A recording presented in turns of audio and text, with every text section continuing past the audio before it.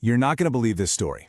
It's about the great Emperor Akbar, a kingdom that's about to go completely broke, and an advisor whose solution is just so wild it might actually work. It's a tale that really peels back the curtain on a powerful secret, that real wealth, it isn't found in a treasury.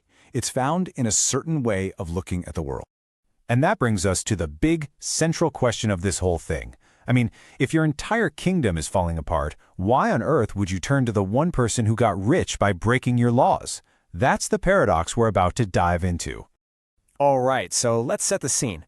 We're starting with a massive crisis, one that threatens to bring down a whole empire, and the hunt for a very unconventional solution.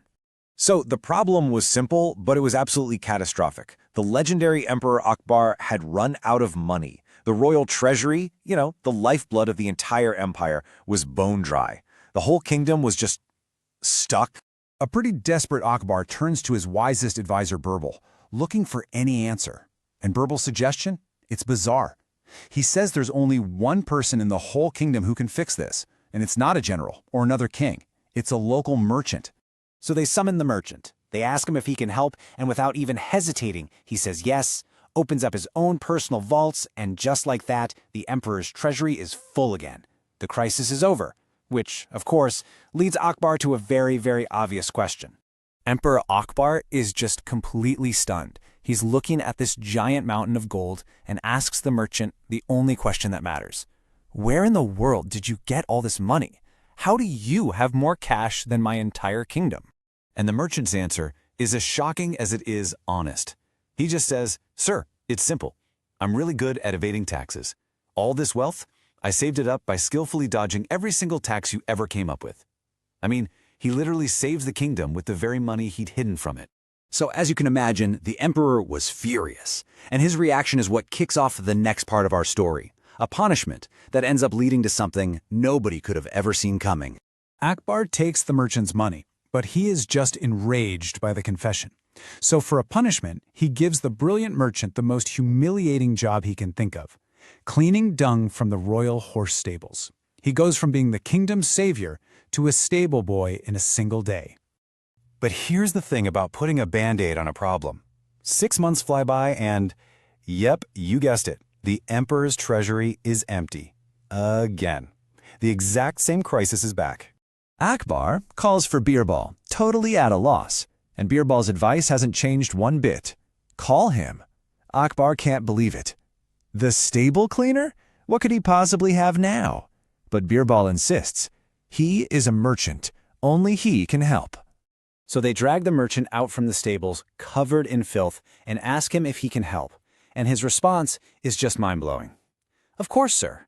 In fact, here's even more than I gave you last time."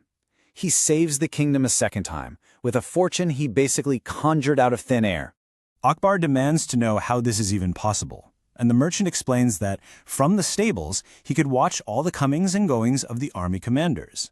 He figured out they were corrupt, so he went to each one and said, "I know your secrets. Pay me in gold or I'll tell everyone." He turned his punishment into the perfect spot for a brilliant blackmail operation.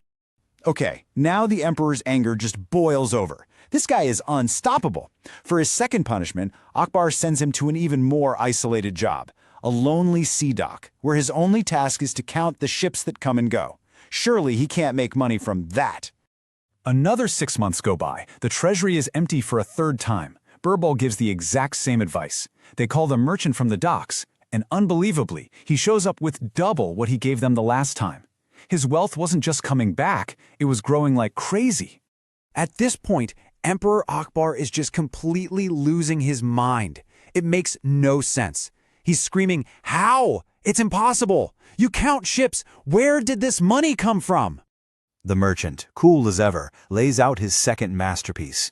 He says, "From the docks, I saw merchants smuggling illegal goods.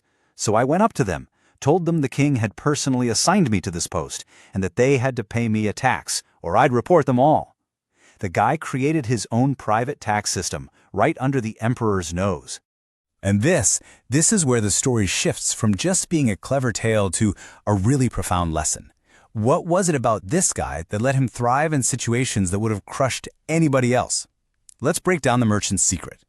The story gives us this incredibly powerful definition of what a true entrepreneur, a real merchant actually is. It's not just someone who buys and sells things. A true merchant is someone who can pull possibilities and opportunities out of anything, even, quite literally, a pile of horse dung. So here's the absolute key takeaway. It was never about the situation he was in, it was always about his mindset. A fool, if you send him to the stables, just sees punishment and filth. They cry, they give up. But someone with a merchant's mindset sees the exact same situation and immediately starts looking for the angle, for the leverage. They see a chance to create value where everyone else sees nothing. This one line from the story just says it all. The big difference maker was what was inside him, his DNA. It just wasn't in his nature to be a victim. His first instinct was never to complain about his circumstances, but to analyze them and figure out how to profit from them. He couldn't help but find the opportunity. So what does this all teach us? Well, it shows that your perspective can literally turn a problem into a platform, that value can be created from absolutely anywhere if you just know how to look for it. The merchant's best asset wasn't his money, it was his resilience. And maybe most important of all, this story shows us that opportunity isn't something you find, it's something you make. You build it, you pull it out of the world around you. And that really just leaves us with one final thought. Take a look at the challenges in your own life, the things that feel like punishments or unfair burdens. Are they really just obstacles that are there to stop you? Or just maybe, if you look at them with a merchant's eye, could they be the very source of your next great opportunity?